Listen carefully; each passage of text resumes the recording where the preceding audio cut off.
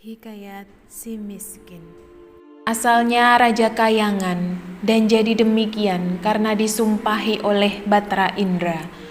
Terlantar di negeri antah berantah, dan keduanya sangat dibenci orang. Setiap kali mereka mengemis di pasar dan di kampung, mereka dipukuli dan diusir hingga ke hutan. Oleh yang demikian, tinggallah dua suami istri itu di hutan, memakan batang kayu dan buah-buahan.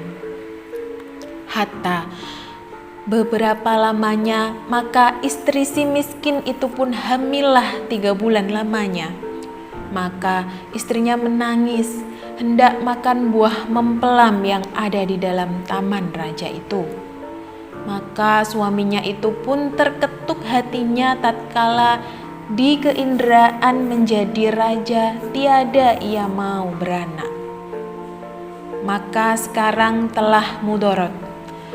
Maka baharulah hendak beranak seraya berkata kepada istrinya, "Ayo, hai Adinda, Tuan hendak membunuh." Kakandalah rupanya ini, "Tiadakah Tuan tahu akan hal kita yang sudah lalu itu? Jangankan hendak meminta barang sesuatu, hampir kepada kampung orang tiada boleh." Setelah didengar oleh istrinya kata suaminya demikian itu, maka makinlah sangat ia menangis. Maka kata suaminya, "Diamlah Tuan, jangan menangis.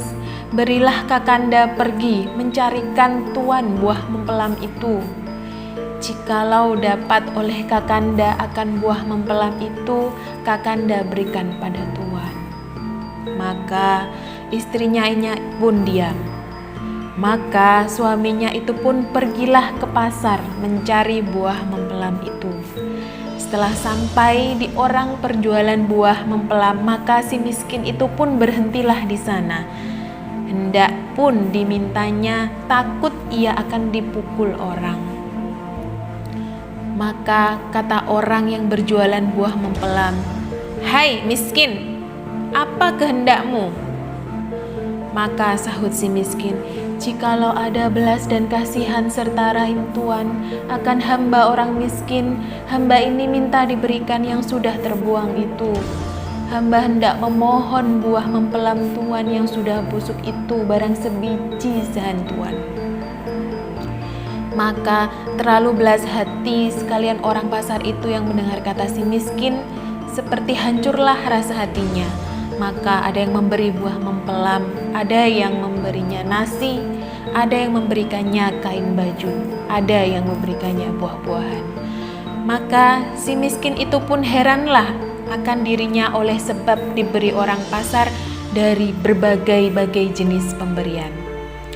Adapun akan dahulunya, janganlah diberi barang satu, hampir pun tiada boleh. Habislah dilemparnya dengan kayu dan batu.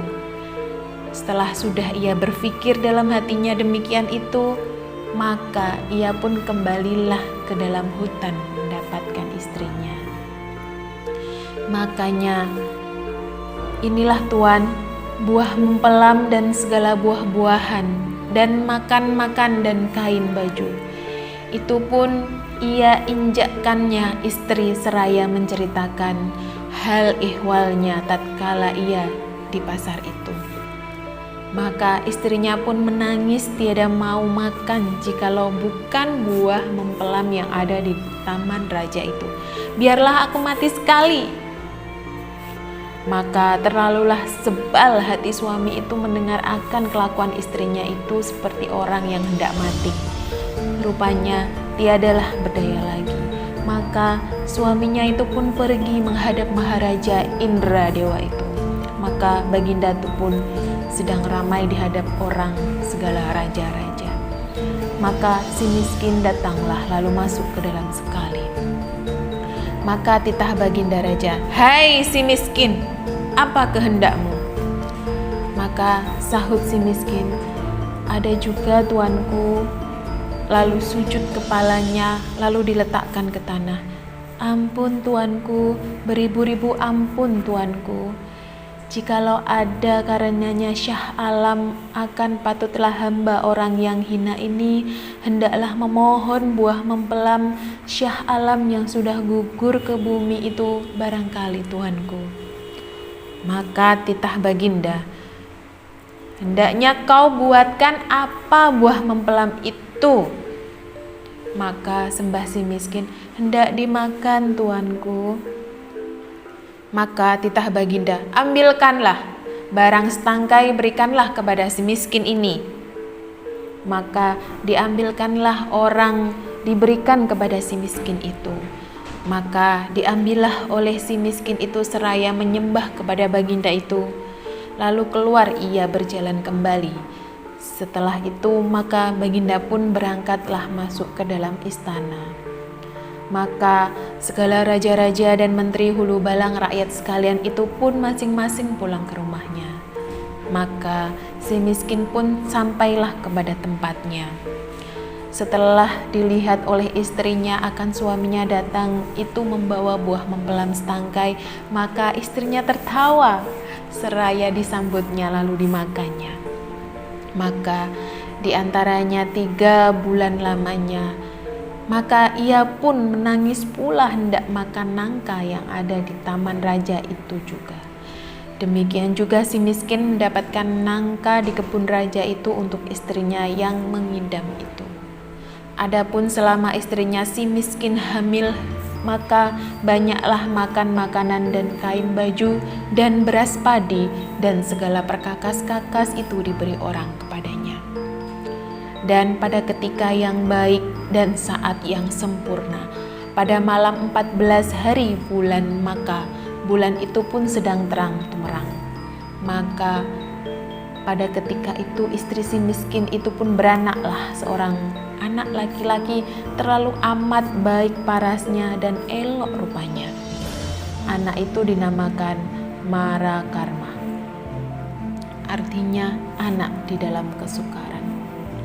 Hatta maka dengan takdir Allah Subhanahu wa ta'ala menganugerahi kepada hambanya, maka si miskin pun mengalihlah tanah hendak berbuat tempatnya 3 beranak itu. Maka digalilah tanah itu hendak mendirikan tiang terata itu.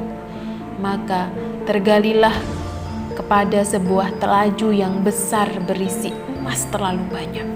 Maka istrinya pun datang hendak akan emas itu.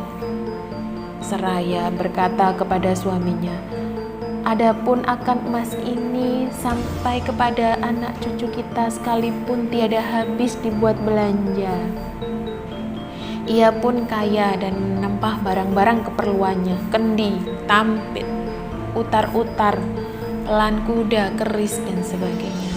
Sekembalinya dari menempah barang-barang itu, dia mandi berlimau, menimang anaknya dan berseru, jikalau sungguh-sungguh anak dewa-dewa hendak menerangkan muka ayahanda ini, jadilah negeri di dalam hutan ini sebuah negeri yang lengkap dengan kota, parit dan istananya, serta dengan menteri hulu balang, rakyat sekalian dan segala raja-raja di bawah baginda, betapa adat segala raja-raja yang besar. Kabul permintaan itu dan si miskin menjadi raja, bertukar nama Maharaja Indra Angkasa, dan istrinya bertukar nama Ratna Dewi, dan negeri itu dinamakan Puspa Sari.